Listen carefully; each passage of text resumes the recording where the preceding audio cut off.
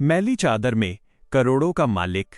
शहर की चकाचौंध और ऊंची इमारतों के बीच एक ऐसी बस्ती थी जहां धूल, धुएं और गरीबी का बसेरा था। इसी बस्ती के मुहाने पर एक पुराना खस्ताहाल कमरा था जिसमें दीनदयाल रहते थे। दीनदयाल को पूरे शहर में कोई उनके असली नाम से नहीं जानता था। लोग उन्हें कबाड़ी या कचरे वाला कहकर पुकारते थे। उनकी उम्र 60 के पार हो चुकी थी। चेहरे पर झुर्रियों का जाल था और उनके हाथ हमेशा काले और सख्त रहते थे क्योंकि वे दिन भर लोहे के पुराने टुकड़े, प्लास्टिक की बोतलें और रद्दी कागज बटोरते थे। उनके तन पर हमेशा वही फटी हुई खाकी कमीज और घुटनों से फटी हुई धोती रहती थी। पैरों में एक घिसी हुई हवाई चप्पल थी जिसका अंगूठा कई बार धागे से सिलकर जोड़ा गया था। उन्हें देखकर कोई भी यही कहता कि ये आदमी बस 2 वक्त की रोटी के लिए जद्दोजहद कर रहा है। लेकिन दीनदयाल के पास एक ऐसा राज था जो उनकी इस मैली चादर के नीचे गहरे से दबा हुआ था। एक चिलचिलाती दोपहर को जब सूरज आग उगल रहा था, दीनदयाल ने अपनी पुरानी साइकिल एक कोने में खड़ी की और अपने कमरे के अंदर जाकर एक लकड़ी के पुराने संदूक को खोला। उस संदूक के सबसे नीचे फटे हुए कपड़ों के बीच एक मटमैला थैला रखा था। उन्होंने कांपते हाथों से उस थैले को निकाला और उसमें से कुछ कागजात और एक पुरानी नीली पासबुक बाहर निकाली। आज का दिन उनके लिए बहुत बड़ा था। पिछले 30 सालों से उन्होंने अपनी पाई बचाई थी। कबाड़ बेचकर जो भी मुनाफा होता उसे वे बिना किसी खर्च के बैंक में जमा कर देते थे। इसके अलावा शहर के बाहरी इलाके में उनके पूर्वजों की एक बंजर जमीन थी जो शहर के विस्तार के कारण रातों रात करोड़ों की कीमत की हो गई थी। उन्होंने वो जमीन एक बड़े बिल्डर को बेची थी और सारा पैसा बैंक में डाल दिया था। आज उनकी वो बड़ी फिक्स डिपॉजिट मैच्योर होने वाली थी और उन्हें वो पैसा एक अनाथालय और अस्पताल के ट्रस्ट के नाम ट्रांसफर करना था जिसका उन्होंने सपना देखा था। दीनदयाल ने अपनी फटी हुई चप्पल ठीक की, पसीना पोंछा और शहर के सबसे बड़े ग्लोबल प्राइड बैंक की ओर चल पड़े। ये बैंक शहर के सबसे अमीर लोगों के लिए जाना जाता था, जहां कांच की ऊंची दीवारें थीं और अंदर ठंडी एसी की हवा चलती थी। जैसे ही दीनदयाल उस शानदार इमारत के करीब पहुंचे, गेट पर तैनात बंदूकधारी गार्ड ने उन्हें देखते ही अपना हाथ आगे बढ़ा दिया। गार्ड ने नफरत भरी नजरों से दीनदयाल के फटे कपड़ों और उनके हाथों में दबे उस पुराने थैले को देखा। गार्ड ने चिल्लाकर कहा, "ए बूढ़े, कहां घुसा चला आ रहा है? यहां भीख मांगना मना है, आगे बढ़।" दीनदयाल ने बड़ी विनम्रता से हाथ जोड़कर कहा, "बेटा, मुझे अंदर जाना है, मेरा यहां खाता है, मुझे मैनेजर साहब से मिलना है।" गार्ड जोर से हंसा और बोला, "खाता? तेरा? यहां एक खाता खुलवाने के लिए जितनी रकम चाहिए उतना तो तूने पूरी जिंदगी में नहीं देखा होगा। चल भाग यहां से, वरना धक्के देकर बाहर निकाल दूंगा।" दीनदयाल वहीं खड़े रहे। उन्होंने दोबारा विनती की कि वे सच बोल रहे हैं। शोर सुनकर बैंक के अंदर से कुछ कर्मचारी बाहर आ गए। वहां खड़े सूट बूट पहने ग्राहकों ने भी दीनदयाल को ऐसे देखा जैसे कोई गंदी चीज उनके सामने आ गई हो। बैंक के असिस्टेंट मैनेजर, जो अपने हाथ में महंगी कॉफी का मग लिए हुए थे, बाहर आए और गार्ड से पूछा कि क्या तमाशा है। गार्ड ने मजाक उड़ाते हुए कहा, "साहब, ये कचरे वाला कह रहा है कि इसे मैनेजर से मिलना है।" असिस्टेंट मैनेजर ने दीनदयाल को सिर से पैर तक देखा और घृणा से कहा, "देखो बाबा, यहां कीमती वक्त बर्बाद मत करो। ये बैंक तुम्हारे जैसों के लिए नहीं है। अगर तुम्हें चिल्लर जमा करनी है तो सड़क पार वाले छोटे बैंक में जाओ। हमारे वीआईपी ग्राहकों को तुम्हारी बदबू से परेशानी हो रही है।" दीनदयाल ने अपनी पासबुक दिखानी चाही, लेकिन मैनेजर ने उसे हाथ लगाने से भी मना कर दिया। अपमान की हद तब हो गई जब मैनेजर के इशारे पर गार्ड ने दीनदयाल का कंधा पकड़ा और उन्हें जोर से धक्का दे दिया। दीनदयाल सीढ़ियों से नीचे गिर पड़े, उनका थैला खुल गया और उनकी पासबुक धूल में गिर गई। लोग तमाशा देखते रहे, किसी ने उनकी मदद नहीं की।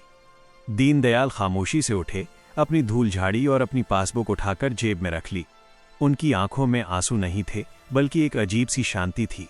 उन्होंने पास के एक पीसीओ से अपने वकील और बैंक के रीजनल हेड को एक फोन किया, जिनका नंबर उनके पास एक पुरानी डायरी में था।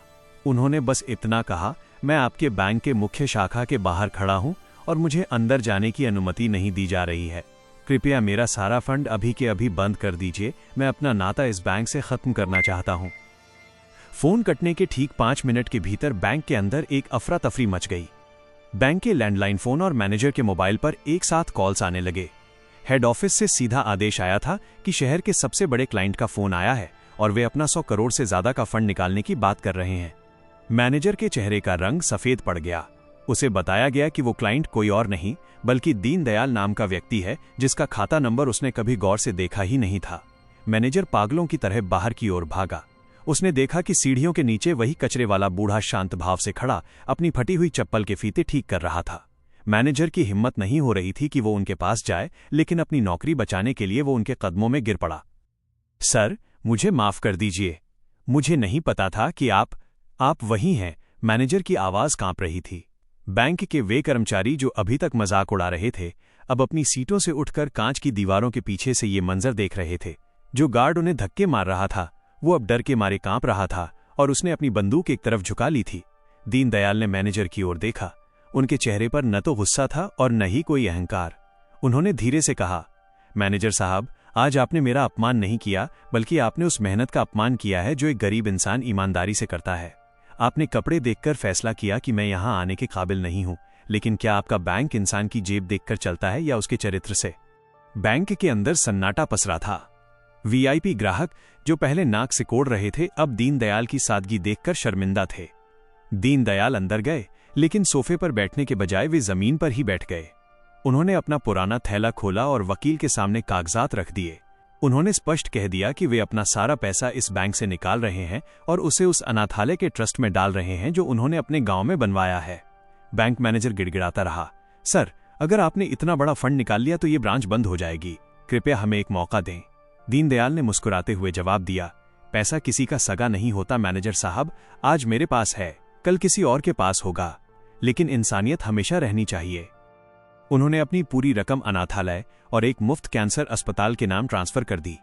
जाते जाते उन्होंने उस गार्ड को बुलाया जिसने उन्हें धक्का दिया था। गार्ड को लगा कि अब उसकी नौकरी जाएगी, लेकिन दीनदयाल ने उसके हाथ में एक 500 का नोट रखा और कहा, बेटा, अगली बार किसी को बाहर निकालने से पहले उसका चेहरा देख लेना, शायद उसे तुम्हारी मदद की जरूरत हो, धक्के की नहीं। दीनदयाल उसी पुरानी साइकिल पर सवार होकर वापस अपनी बस्ती की ओर चल दिए। शहर के लिए वे अब भी वही कचरे वाले थे, लेकिन उनकी उस मैली चादर के पीछे एक ऐसा दिल धड़क रहा था जिसने करोड़ों की दौलत को मिट्टी समझकर मानवता के चरणों में अर्पित कर दिया था। उस दिन के बाद उस बैंक के बाहर एक बोर्ड लग गया जिस पर लिखा था, यहां हर इंसान का सम्मान है। दीनदयाल की कहानी ने यह साबित कर दिया कि असली रईसी बैंक बैलेंस में नहीं बल्कि इंसान के व्यवहार और उसकी सादगी में होती है। दीनदयाल की इस अटूट शांति के पीछे संघर्ष की एक ऐसी लंबी दास्तां थी जिसे सुनकर किसी भी पत्थर दिल इंसान की आंखें भर आएं। बात उन दिनों की है जब दीनदयाल महज 20 साल के थे और आंखों में बड़े सपने लेकर इसी शहर आए थे। उस समय उनके पास न रहने को छत थी और न ही खाने का ठिकाना। उन्होंने शुरुआत एक छोटी सी निर्माण साइट पर मजदूरी से की थी। एक दिन काम के दौरान एक बड़ा हादसा हुआ जिसमें उनके साथ काम करने वाले एक बूढ़े मजदूर की जान चली गई। उस मजदूर का कोई नहीं था और उसकी तड़प देखकर दीनदयाल का दिल दहल गया। उन्होंने उसी दिन कसम खाई थी कि वे इतना पैसा कमाएंगे कि शहर के हर गरीब को मुफ्त इलाज मिल सके। मजदूरी छोड़कर उन्होंने कबाड़ बटोरने का काम शुरू किया। लोग हंसते थे कि एक जवान लड़का कचरा क्यों चुन रहा है, लेकिन दीनदयाल को उस कचरे में सोना दिखता था।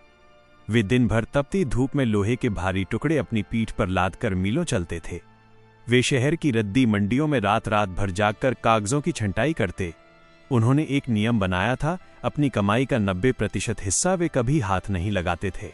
वे सूखी रोटी और प्याज खाकर सो जाते, लेकिन बैंक में पैसे जमा करना नहीं भूलते थे। 30 साल तक उन्होंने एक भी नया कपड़ा नहीं खरीदा। उनकी इस तपस्या का परिणाम तब मिला जब शहर के बाहरी इलाके की वो जमीन जिसे उन्होंने कौड़ियों के दाम पर कभी अपनी मेहनत की कमाई से खरीदा था, एक बड़े हाईवे प्रोजेक्ट के बीच आ गई। उस जमीन के बदले उन्हें जो मुआवजा मिला उसने उनकी पूरी दुनिया बदल दी, लेकिन दीनदयाल नहीं बदले। करोड़ों रुपए खाते में आने के बाद भी वे उसी टूटी साइकिल पर चलते रहे और वही कबाड़ का काम करते रहे। वे अक्सर अनाथालयों के बाहर जाकर चुपचाप अनाज की बोरियां रखाते थे, बिना किसी को अपना नाम बताए।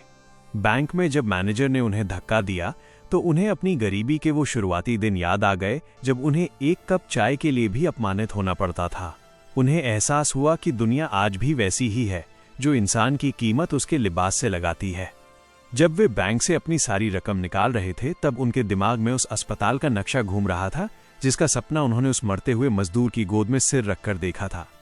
उन्होंने वकील को सख्त निर्देश दिए कि इस अस्पताल की नींव में उनका नाम कहीं नहीं होना चाहिए। वे चाहते थे कि इसे इंसानियत अस्पताल कहा जाए। बैंक से निकलकर जब वे अपनी बस्ती पहुंचे तो वहां के बच्चों ने उन्हें घेर लिया। दीनदयाल ने अपने थैले से बिस्कुट के पैकेट निकाले और उन बच्चों में बांट दिए। किसी को अंदाजा भी नहीं था कि ये आदमी जो अभी फटी चप्पल में उनके सामने खड़ा है, वो शहर के सबसे बड़े दानदाताओं में से एक है। दीनदयाल का जीवन एक बहती हुई नदी की तरह था, जो शांत रहती है लेकिन अपने भीतर अथाह गहराई समेटे होती है। उन्होंने साबित कर दिया कि दौलत का असली मजा उसे बटोरने में नहीं, बल्कि उसे सही जगह लुटाने में है। आज भी उस शहर की गलियों में एक बूढ़ा आदमी अपनी साइकिल की घंटी बजाता हुआ निकलता है, जिसे लोग कबाड़ी कहकर पुकारते हैं। लेकिन अब शहर के बड़े बड़े रईस भी जब उन्हें देखते हैं तो अपनी महंगी गाड़ियों के शीशे नीचे कर लेते हैं, क्योंकि उन्हें पता चल चुका है कि इंसान की असली रईसी उसके बैंक बैलेंस में नहीं, बल्कि उसके उन फटे हुए कपड़ों के पीछे छुपे सुनहरे दिल में होती है। दीनदयाल की ये कहानी उन सभी के लिए एक तमाचा है जो मानवता को पैसों और रसूख के तराजू में तोलते हैं।